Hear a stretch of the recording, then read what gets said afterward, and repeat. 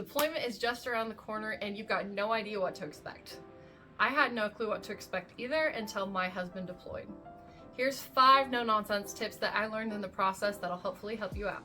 Let's get into it. Tip number 1, ask many questions. Now, your service member is going to be the first point of contact for you for all of your deployment questions, and there's a lot going on in their brain. So, ask lots of questions. Ask specific questions. You might have to ask the same question a couple different times. They are getting overloaded with information, and the amount that sticks and is highlighted is important, maybe different depending on the day. So make sure you ask a lot of questions and give them some grace. Their brain is overloaded. They are probably processing this just as much as you are. So take some time and ask some good questions. Now, another great resource will be some older military wives. If you are able to, even if they're not in the same branch or whatever their experience looks like, they can have some valuable information for you, because not only have they probably walked through this before, they've hopefully come out the other side and they were gonna have some really good do's and don'ts for you. Another place you can ask questions are military wives of people in the same unit who are deploying with them. Now, these wives may have different information. You may be able to just affirm the information you have is correct, but it's a great way to start building those relationships and building those connections with the other wives before the boys deploy. Tip number 2, start packing early. We did not have a packing list right away. You might not either. But the thing that you can do is you can start organizing. So any gear that they have in their possession, I would just grab it, put it all in one spot. For us, it was all over the house, so we had to start slowly collecting over time, but that made it a lot easier once we did have the packing list. Have your service member think through any purchases that they would like to make for their deployment, whether that's some upgraded gear, some comfort items, new pair of boots, whatever it is. Make sure you start thinking about that as well.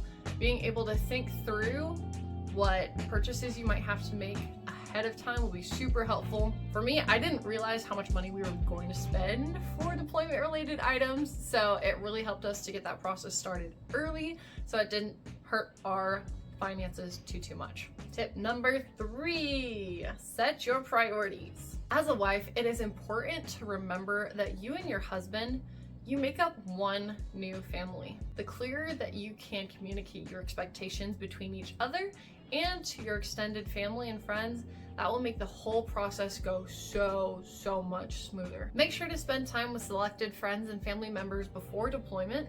If you want to get some dinners on the calendar, that is awesome. Then I would say block the rest of the time for you and your spouse. As awesome as it is to get well-wishers saying, hey, let's grab dinner, hey, let's do this quick before he deploys, this time is for you guys. You need to get comfortable saying no.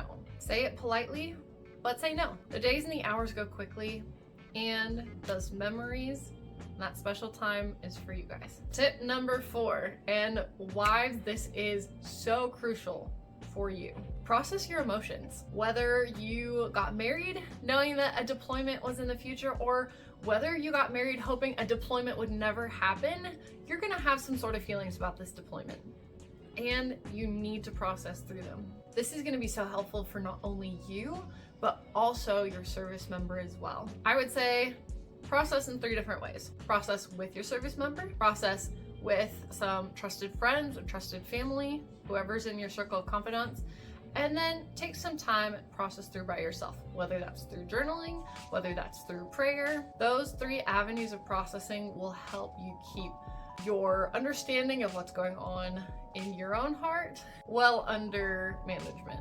The aim here is to process your new reality both together and also separately. Leaving is hard, and that's not just on you, that's for him too.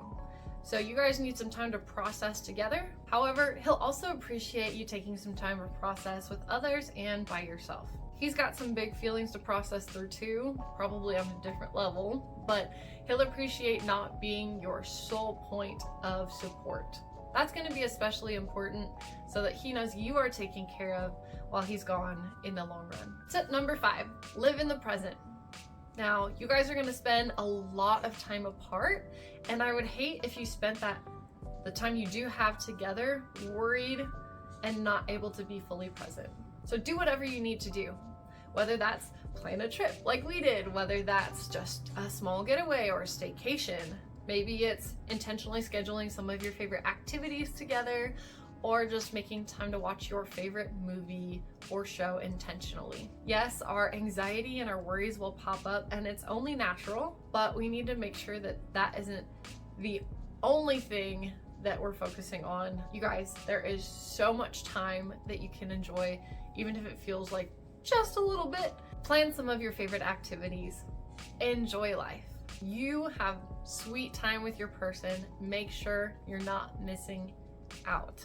Check out my other military videos for some more tips and encouragement. We are all in this together. Drop a note in the comments or hit me up on Instagram if you want to chat